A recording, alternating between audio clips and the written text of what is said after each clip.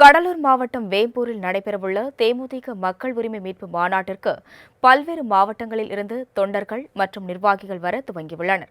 இதுகுறித்த கூடுதல் தகவல்களை எமது செய்தியாளர் நாகமுத்து வழங்க கேட்கலாம். நாகமுத்து, வணக்கம். தற்பொழுது தேமுதிக தலைமையில் மாநாடு நடைபெறவுள்ளது. இந்த மாநாடு குறித்த கூடுதல் விவரங்களை வழங்கலாம். நிச்சயமாக அஸ்வினி, தமிழகத்துல 2026ஆம் ஆண்டு பாத்தீங்கன்னா தேர்தல் ஆண்டாக பார்க்கப்படுகிறது. குறிப்பாக எதிர்வருகின்ற சட்டமன்ற தேர்தலை ஒட்டி அரசியல் கட்சியினர் பாத்தீங்கன்னா தங்களது கூட்டணிகளையும் யாரோடு இந்த தேர்தலை சந்திக்க போகிறோம் என்றெல்லாம் தேர்தல் கணக்குகளை போட்டு வருகின்ற ஒரு சூழ்நிலையில கடலூர் மாவட்டம் வேப்பூரில் பாத்தீங்கன்னா இன்று தேசிய முற்போக்கு திராவிடர் கழகத்தினுடைய மாநாடானது நடைபெற்றுள்ளது. இந்த மாநாடு பாத்தீங்கன்னா மக்கள் உரிமை மீட்பு மாநாடு 2.0 என்ற பெயர்ல மிக பிரம்மாண்டமாக தேசிய முற்போக்கு திராவிடர் கழகத்தின் சார்பாக ஏற்பாடுகள் செய்யப்பட்டிருந்தது. குறிப்பாக பாத்தீங்கன்னா இன்று இந்த மாநாடு 3 மணிக்கு கொடியேற்றத்தோடு தொடங்க இருக்கிறது.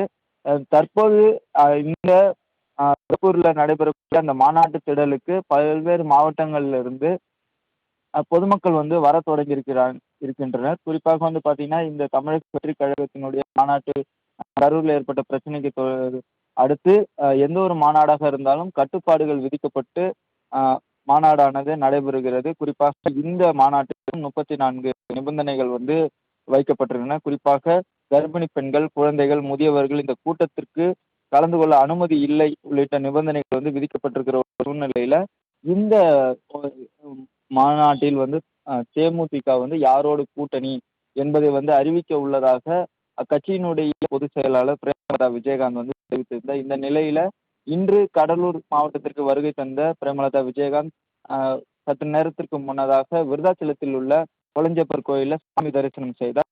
தற்போது இந்த மாநாடு நடைபெற இருக்கக்கூடிய அந்த இடத்துல மாவட்டத்தின் பல்வேறு பகுதிகளில் இருந்து தொண்டர்களும் பொதுமக்களும் வர தொடங்கி இருக்கின்றனர்.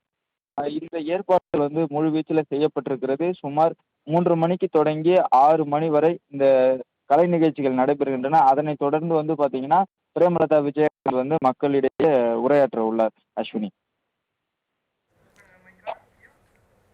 நாகமுத்து, இணைப்பில் விவரங்களை வழங்கியதற்கு நன்றி.